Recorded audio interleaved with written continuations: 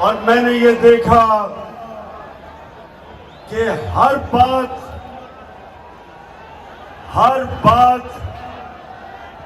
जिसके अंदर कोई सियासी शऊर होना होता था, एकदम मेरे सारे नौजवान और मेरी बहनें एकदम उसके ऊपर रिएक्ट करती थी। माशाल्लाह, माशाल्लाह। और आज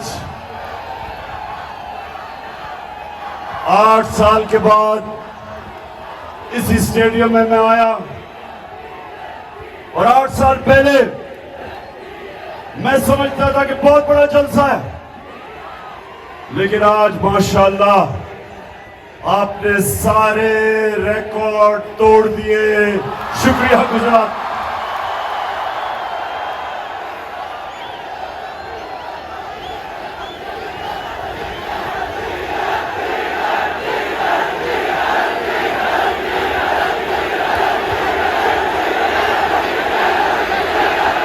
जी, मैं अभी महंगाई के ऊपर आने लगा हूं। डीजल की कीमतें मुझे पता है कि कहां से कहां गई। जब हमारी हुकूमत को साजिश के तहत हटाया गया तो 150 रुपया लीटर पे पेट्रोल था और 145 रुपए पे 1 लीटर फजल रहमान था।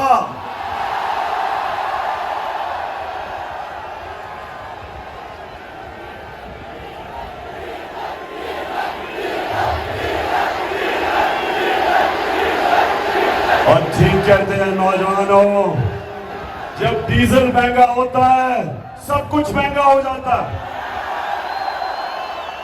ट्रांसपोर्ट महंगी हो जाती है, जनरेटर महंगा, बिल ज्यादा आता है किसानों का, हर चीज महंगी होती है जब फजल रहमान महंगा होता है।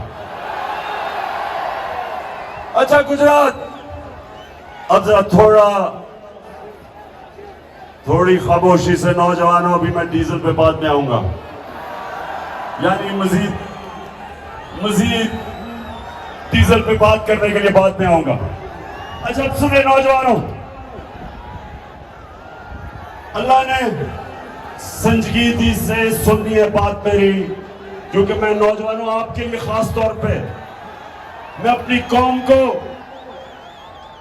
हकीकी आजादी के लिए जगाने की कोशिश कर रहा हूं, और मैं अल्लाह का शुक्र अदा करता हूं कि उसने मेरी कौम को जगा दिया, बेदार कर दिया। कौमों को इश्यूज का समझ आ गई है, कौमों में शऊर आ गया, और पहले शऊर आता है और उसके बाद इनकलाब आता है, और इनकलाब हकीकी आजादी का, जो इंशाअल्लाह हमारी कौम को उधर लेके जाएगा जो हमारे अजीम नजरियाती लीडर इलामा इकबाल की सोच थी। एक गैरतमंद खुददार कौम, अपने पैर पे खड़े होने वाली कौम, जब दुनिया में बाहर जाए हर पासपोर्ट की दुनिया इज्जत करे। इंशाअल्लाह एक वक्त आएगा, और नौजवानों बड़ी ख्वाब देखा करो, बड़ी सोच रखो। एक वक्त आएगा, और अल्लाह मैं तेरे से दुआ मांगता हूं कि वो वक्त आए कि जब मेरा पाकिस्तानी दुनिया में जाएगा तो दुनिया कहेगी कि वो देखो पाकिस्तानी आ रहा है। ये ऐसे होगा। और नौजवानों सुनो मेरी बात, इंसान वो बड़े काम करता है जो बड़ी ख्वाब देखता है। वो इंसान ऊपर जाता है जिसकी बड़ी ख्वाब होती है। अगर मैं अच्छा, अल्लाह ने क्रिकेट में कामयाबी दी थी तो इसलिए कि मैं बाकी खिलाड़ियों से बड़ी ख्वाब देखता था।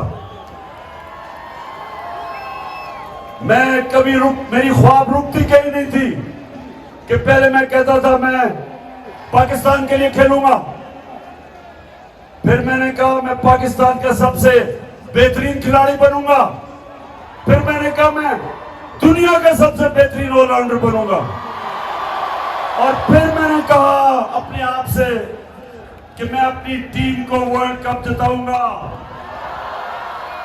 ये होती है ख्वाब। तो मेरे नौजवानों, आप में से बड़े काम वो करेगा जो बड़ी ख्वाब देखेगा, और मैं पाकिस्तान की ख्वाब आपको बता रहा हूं कि अल्लाह ने हमें सब कुछ दिया। मेरे मौला ने इस मुल्क को 12 मौसम दिए हैं। 12 मौसम है पाकिस्तान में, हम कुछ भी उगा सकते हैं। अल्लाह ने हर किस्म की नेमत दी, ज़रख़ेज़ जमीन दी, टैलेंटेड नौजवान दिए। वो पाकिस्तानी जो बाहर जाते हैं और बड़े बड़े काम करते हैं, जब मौका मिलता है मेरे नौजवानों को, ये सारी दुनिया में शाइन करते हैं, ऊपर जाते हैं।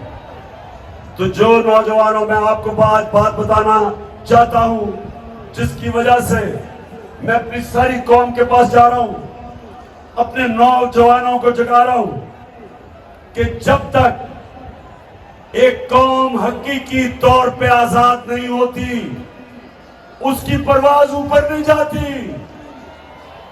गुलाम ऊपर नहीं जा सकते। गुलाम सिर्फ अच्छे गुलाम बन सकते हैं। सिर्फ आजाद इंसान इलामा इकबाल के शाहीन बन सकते हैं। सिर्फ वो ऊपर परवाज कर सकते हैं। कायदे आजम एक गुलाम हिंदुस्तान में एक आजाद लीडर था। मुखालिफ भी कायदे आजम को इज्जत से देखते थे, खुददार थे, गैरतमंद इंसान था। लोग इज्जत आपकी तब करेंगे, नौजवानों ये सुन लो मेरी बात, जितना मर्जी पैसा कमा लो, आपको इज्जत नहीं मिलेगी। इज्जत तब मिलेगी, इज्जत तब मिलेगी जब आप पहले अपनी इज्जत खुद करेंगे। अगर दुनिया से इज्जत करवानी है, पहले अपनी इज्जत को खुद करो।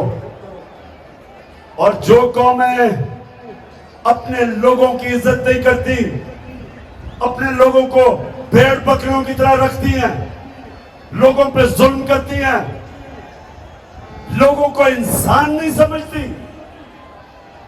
उस कौम की कोई इज्जत नहीं करता।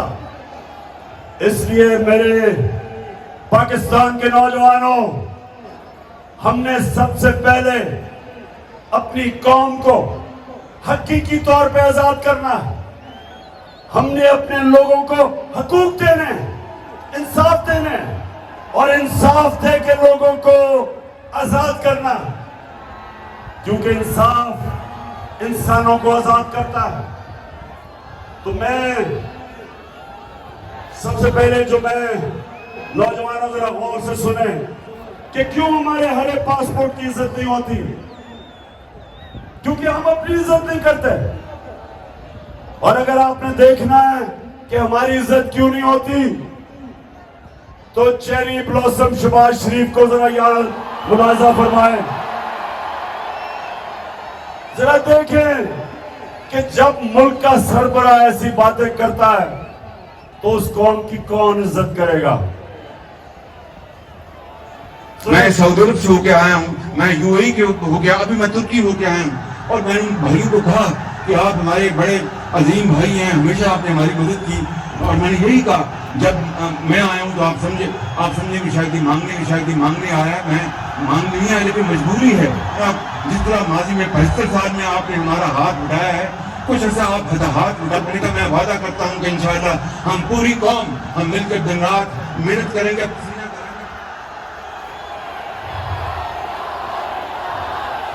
तो गुजरात और मेरी आप बहनें इतनी तादाद में आई, आपको भी मैं खुशामदीद कहता हूं।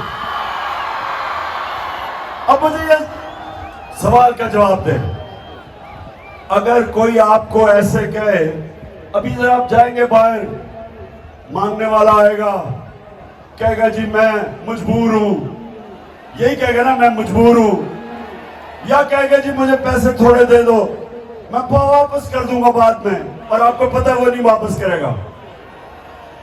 तो ये जब आपके मुल्क का सरबरा कहता है जी मैं तुर्की गया, मैं यूएई गया, मैं सऊदी अरेबिया, मैं पैसे मांगने गया, तो नौजवानों इसलिए मेरी बड़ी गौर से आपने बात सुनी है। हम एक अजीम कौम है और हमने उस उस्मत पे पहुंचना, लेकिन उससे पहले हमने अपने आप को आजाद करना। कुरान में अल्लाह कहता है मैंने इंसान को अपनी सबसे अजीम मखलूक बनाया। फरिश्तों को कहा कि इंसान के सामने झुको, और जब शैतान जो अल्लाह की सबसे ज्यादा इबादत करता था, जब शैतान ने कहा कि नहीं मैं तो आग का बना हूं, ये तो मिट्टी का बना हुआ, मैं नहीं झुकता, तो अल्लाह ने शैतान को कहा कि तुम्हें भी नहीं पता, फरिश्तों को भी नहीं पता कि मैंने इंसान में कितनी सलाहियत पैदा की है। तो नौजवानों, आप में से भी ज्यादा लोगों को नहीं पता कि आप में अल्लाह ने कितनी सलाहियत दी है। आप सब में, आप अल्लाह की सबसे अजीम मखलूक हो। आपको कोई जरूरत नहीं कि आपके मुल्क का सरबराह जाके भीख मांगे। एक खुददार कौम कभी किसी के सामने हाथ नहीं फैलाती।